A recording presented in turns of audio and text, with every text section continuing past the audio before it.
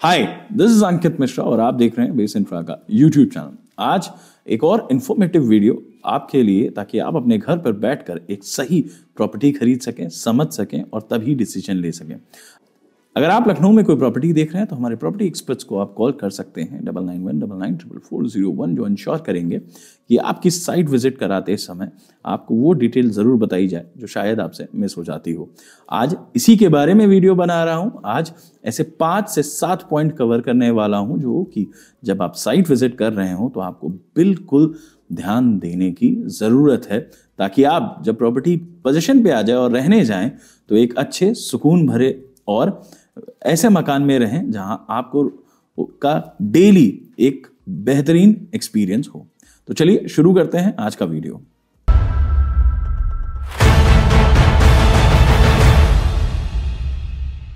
तो सबसे पहले जब आप साइट विजिट करने जाते हैं तो आप जाते हैं किसी डेवलपर के यहां उसका प्रोजेक्ट देखने। इन वर्ड्स को प्लीज ध्यान से समझिएगा, और ये इतना ही इंपॉर्टेंट है आपके उस सिर्फ सैंपल फ्लैट के विजिट से ज्यादा जितना कि सिलाई इंपॉर्टेंट है कपड़ा खरीदने के बाद, क्योंकि फिटिंग, फिक्सचर्स और एक्सपीरियंस उसी के बाद मिलता है। सैंपल फ्लैट तो जनरली एक शो फ्लैट होता है जिसमें एक बहुत अच्छा एक्सपीरियंस क्रिएट किया जाता है कि इस हिसाब से आप रहेंगे, बट ऐसी कमियां, ऐसी चीजें आप कई बार मिस कर जाते हैं। तो मैं बात कर रहा था कि सबसे पहली जब चीज आती है कि वो डेवलपर कौन है। जी हाँ, डेवलपर कौन है, इससे मेरा रेफरेंस ये है कि उसका पास्ट कंस्ट्रक्शन के एक्सपीरियंस क्या है, उसके डिफॉल्टेड प्रोजेक्ट तो नहीं, ये कैसे पता चलेगा। ये आप रेरा की वेबसाइट पर जाकर उस डेवलपर का नाम सर्च कर सकते हैं और उसके अगेंस्ट में दी गई हुई कंप्लेंट्स देख सकते हैं, जो कि आपको बिल्कुल गौर करना चाहिए।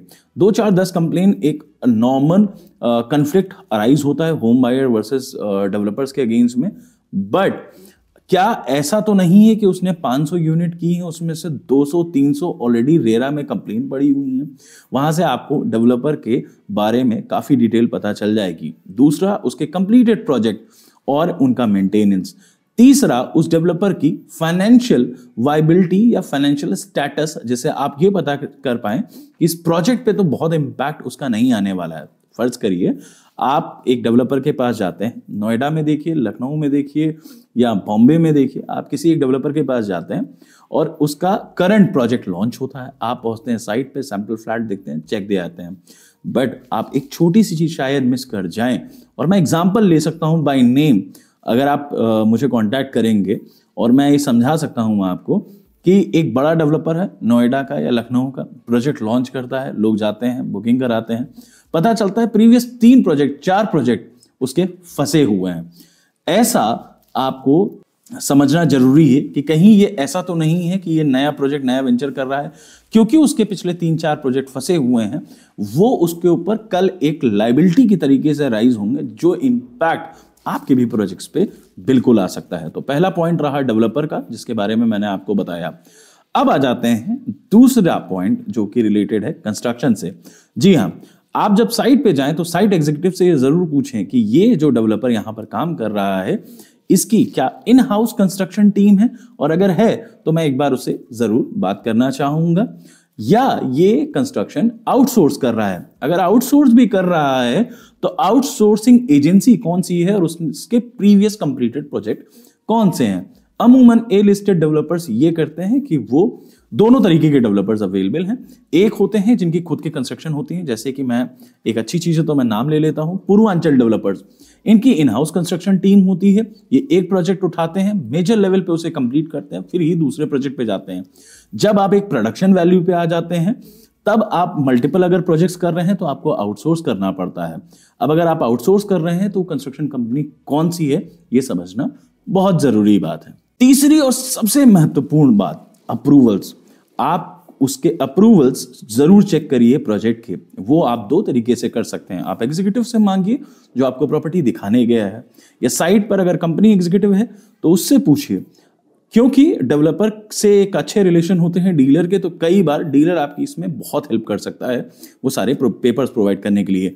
और अगर कोई ना कर रहा हो तो हम तो अवेलेबल हैं ही, नंबर ऊपर दिया हुआ है, कॉल कर लीजिए, हम आपको तरीका जरूर बता देंगे। बहरहाल एक सिंपल तरीका भी है, रेरा की वेबसाइट पर जाइए, उस प्रोजेक्ट का रेरा नंबर डालिए और list of sale deed architect, MEP drawing सारी आपको वहां पर मिल जाएंगी, जो शायद इनसाइट आपको जरूर प्रोवाइड करेंगी कि कंस्ट्रक्शन के तौर पर क्या क्या अप्रूवल्स हैं, CA सर्टिफिकेट क्या है, सेल डीड क्या है, और इसमें जो प्रीवियस प्रोजेक्ट रहे हैं उस प्रोजेक्ट के उसके ऑक्यूपेंसी सर्टिफिकेट बने या नहीं बने, RWA आया नहीं आया। इस प्रोजेक्ट के अंदर प्लम्बिंग, इलेक्ट्रिकल भी ड्राइंग होती हैं, तो अगर आप वो समझना चाहते हैं तो वो भी आप वहां पे समझ सकते हैं। तो अप्रूवल्स के बारे में जरूर जानकारी ले लें। बेसिक 3 चेक जरूर रखें जो कि हम अपने हर वीडियो में बताते रहते हैं। एक है कि कॉम्पिटिटिव अथॉरिटी से अप्रूवल होना जरूरी है, जैसे कि ministry of housing and urban development के अंदर आ जाते हैं, LDA आ जाता है, आवास विकास आ जाता है, नगर निगम नहीं आता है, जिला पंचायत आ जाता है। तो इस तरीके के इंडस्ट्रियल अथॉरिटी आ जाती है, जैसे कि अब यूपी की सेंट्रल बन गई, यूपी सीडा बन गई है।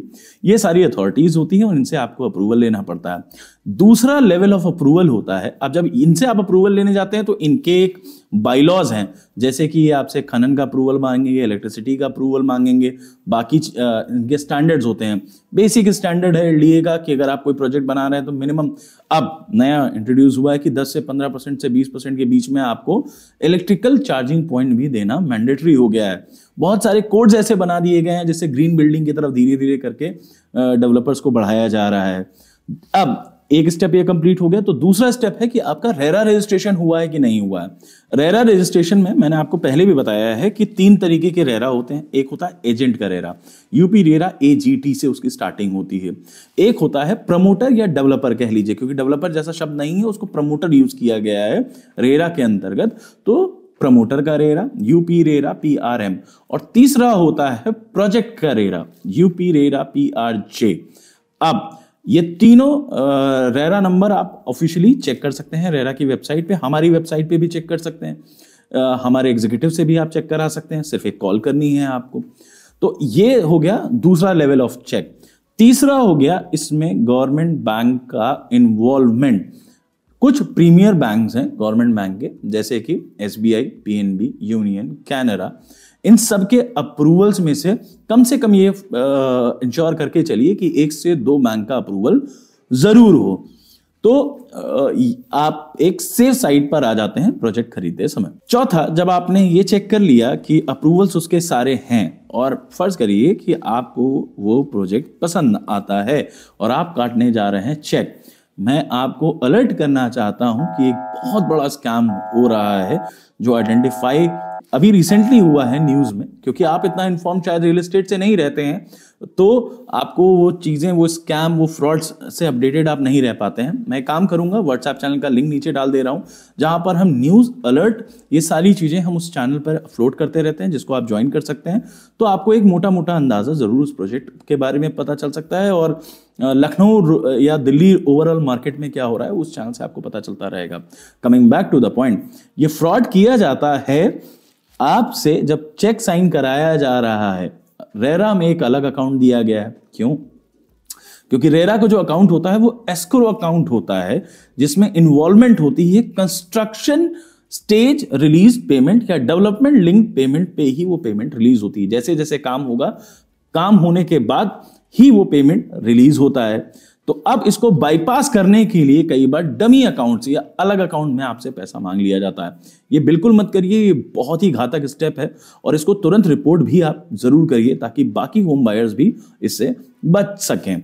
अब अगर आप दूसरे अकाउंट में पैसा देते हैं, अब क्योंकि आप रेरा अकाउंट में पैसा डालेंगे तो डेवलपर के पास 70-30 के रेशियो में ही पैसा जाएगा। मतलब 70% पैसा तब रिलीज होगा जब काम होगा, और 30% पैसा ऑपरेशनल नीड्स के लिए वो निकाल सकता है। अगर आपने एक दूसरे अकाउंट में पैसा दिया तो वो पूरा फंड कहीं ना कहीं मोबिलाइज हो सकता है, और अगर ऐसे बहुत सारे कस्टमर्स होते हैं तो वो सारा फंड यूज किया जा सकता है किसी दूसरे प्रोजेक्ट में, जिसकी वजह से ये बिल्कुल इंश्योर्ड रहिएगा कि आपका प्रोजेक्ट पक्का डिले हो जाएगा। तो पेमेंट डिटेल्स आप हमेशा मांगिए डेवलपर से, एजेंट से। तो रेरा की वेबसाइट का कट आउट वाला पेमेंट डिटेल मांगिए। अगर नहीं देता है तो आप जाकर चेक जरूर करिए, हमारे एग्जीक्यूटिव से चेक करा लीजिए कि ये वही रेरा अकाउंट है जिसमें वो पैसा, जिसके लिए authorised escrow account, RERA authorised escrow account है, कहीं मैं दूसरे अकाउंट में पैसा तो नहीं दे रहा हूं। पहली चीज तो अगर ऐसा आपको सामने दिख रहा है तो ऐसे प्रोजेक्ट से ही दूर हटना बेहतर होगा। चौथा एक और पॉइंट आ जाता है अब इसके बाद, जब आपने डेवलपर चेक कर लिया, रेरा नंबर चेक कर लिया, अप्रूवल चेक कर लिया, तो चौथा एक कंस्ट्रक्शन चेक कर लिया, तो चौथा पांचवा एक बड़ा पॉइंट आ जाता है कि क्या ये प्रोजेक्ट फाइनेंस तो नहीं है। ये दो चीजें इंडिकेट करेगा।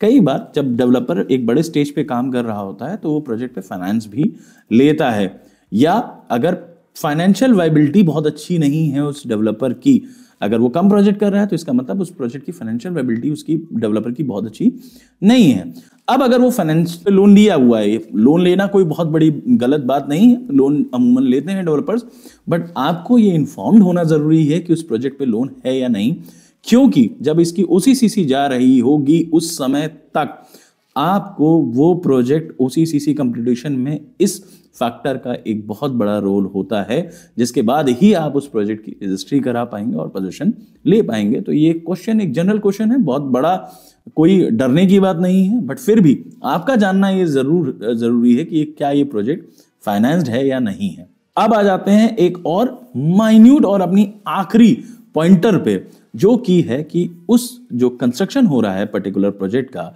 उसका बेसिक फ्रेमवर्क क्या है, मतलब उसका स्ट्रक्चर क्या है, मतलब कि उसमें क्या कंपोनेंट यूज हो रहा है इन टर्म्स ऑफ ब्रिक, या अब दो तरीके के स्ट्रक्चर होते हैं, एक होता है नॉर्मल फ्रेम, आपको समझाने के लिए कॉलम और बीम्स का स्ट्रक्चर होता है जिसमें ब्रिक यूज हो रही होती है, वो एक अलग डिस्कशन है जो अभी इसके जस्ट बाद आएगा।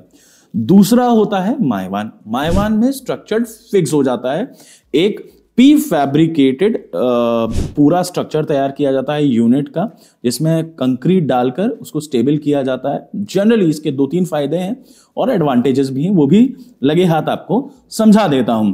अब अगर तो माइवान है तो कोई भी ऑल्टरेशन फ्यूचर में 0% पॉसिबिलिटी बनेगी। कई बार आप घर लेते हैं तो आपका मन करता है कि ये दीवार हटा दूं, थोड़ा सा चेंज हो जाएगा, किचन ओपन करा दूं, या ये बेडरूम में मान लीजिए वार्डरोब के बीच में जो स्पेस है अगर मैं उसे हटा देता हूं तो एक बड़ा सा ड्रेसिंग रूम निकल के आ सकता है। अगर वो प्रोजेक्ट माइवान होता है तो ये सारी फिजिबिलिटी हो जाती है खत्म। दूसरा है उसकी लॉन्जिटिविटी, या आपको ऐसा दिखाया जाता है कि बेसिक 99 ईयर ही हर प्रोजेक्ट की लॉन्जिटिविटी पकड़ के चली जाती है। दूसरा होता है कि जो इंटरनल वॉल होंगी वो हमेशा कंपैरेटिवली थिन होंगी, ठीक है। तीसरा, क्योंकि वो पूरा कंक्रीट का होगा तो गर्मी 1001% आपको ज्यादा जरूर लगेगी। तो एक स्ट्रक्चर ये हो गया। दूसरा स्ट्रक्चर जो मैं आपसे बात कर रहा था, basic structure column and beams वाला, उसमें ब्रिक्स मैंने अभी आपको रेफर किया था, वो समझना क्यों जरूरी है। अब ब्रिक्स होती हैं बेसिकली तीन तरीके से। पहली रेड क्ले ब्रिक्स या रेड ब्रिक्स, अमूमन लैंग्वेज में लाल ईंटा। दूसरा होता है फ्लाई ऐश। तीसरा होता है एसीसी ब्लॉक्स, ठीक है। अब ये समझना क्यों जरूरी है, क्योंकि जिस तरीके की ब्रिक यूज हो रही होगी वो डिपेंड करेगा कि आपके जो स्ट्रक्चर है उस पर कितना लोड आ रहा है। दूसरी सबसे बड़ी बात, इसमें ऑल्टरेशन हो सकता है जो माइवान में नहीं कर सकते थे आप किसी भी तीनों टाइप में। अब इन तीनों में क्या डिफरेंस है अगर ये आप समझना चाहेंगे तो रेड ब्रिक की जो डेंसिटी होती है वो 1500 होती है, फ्लाई ऐश की डेंसिटी 1800 होती है और एसीसी की सबसे कम होती है। अब डेंसिटी समझना क्यों मतलब है, क्योंकि डेंसिटी जो होती है वो डायरेक्टली प्रोपोर्शनल होती है वेट से। जो वेट होगा वो डायरेक्टली प्रोपोर्शनल होगा आपके थर्मल इंसुलेशन और थर्मल कंडक्टिविटी से। इनको अगर ऑर्डर में मैं रखूंगा तो मैंने उसी ऑर्डर में बोला भी है, red brick, fly ash and ACC. सबसे ज्यादा थर्मल इंसुलेशन होती है आपकी रेड ब्रिक्स की। जितनी कम थर्मल इंसुलेशन होगी उतनी ही ज्यादा थर्मल कंडक्टिविटी होगी। बहुत सारे टेक्निकल वर्ड्स हो गए, आसान भाषा में समझा देता हूं। एक कमरे में अगर आपका रेड ब्रिक यूज हो रहा है तो आप फर्ज करके चलिएगा कि 1.5 टन का एसी यूज होगा। दूसरा कमरा जिसमें फ्लाई ऐश यूज हुआ है उसमें 1.25 होगा। और अगर एसीसी ब्लॉक यूज हो रहे हैं जो कि जनरली बिग इन साइजेस होते हैं, लाइट वेटेड होते हैं, इनकी थर्मल इंसुलेशन कम होती है, थर्मल रेजिस्टिविटी अमूमन रेड ब्रिक से 2 गुना ज्यादा होती है। जिसका मतलब ये हो जाता है कि ये पूरा अगर आपके स्ट्रक्चर में एसीसी ब्लॉक्स यूज हो रहे हैं तो आपकी एनर्जी यूसेज जो होगी वो रेड ब्रिक से कम आधे का फर्क आएगा, 1/2 to 1.75 का फर्क आएगा। तो एक इंपॉर्टेंट फैक्टर है, क्योंकि इलेक्ट्रिसिटी कंजम्पशन अगले 30 साल तक आपको करना है और वो एक बड़ी कॉस्ट होती है। अब ये जो एसीसी ब्लॉक्स हो रहे हैं वो जनरली अच्छी कंपनीज के आते हैं, एस्कोलाइट, बिरलाकॉन, अल्ट्राटेक, ऐसी बड़ी कंपनीज इनको बना रही हैं और हर बड़े स्ट्रक्चर में ये यूज हो रहा है। रेड ब्रिक क्योंकि कई जगह बंद भी हो गए हैं ड्यू टू इतना सैंड निकाला जाता है, इतना मिट्टी निकाल के उसको बेक किया जाता है, ठीक है, तो वो कम भी धीरे धीरे गवर्नमेंट कर रही है टू बी एनवायरमेंट फ्रेंडली, और ये बेटर है आपके लिए energy consumption point of view से। तो ये थे सारे पॉइंट जो आपको ध्यान रखने चाहिए साइट विजिट पर। अगर आप चाहते हैं ऐसे वीडियोस में और बनाता रहूं तो प्लीज कमेंट में अच्छा बुरा कुछ भी जरूर लिखिएगा। फ्रेंड एंड फैमिली के साथ इस चैनल को जरूर शेयर करिएगा, सब्सक्राइब कर लीजिएगा। मिलते हैं अपने अगले एक और इन्फॉर्मेटिव वीडियो में, तब तक के लिए this is Ankit Mishra signing off. Base infra solution property से दिलाएंगे।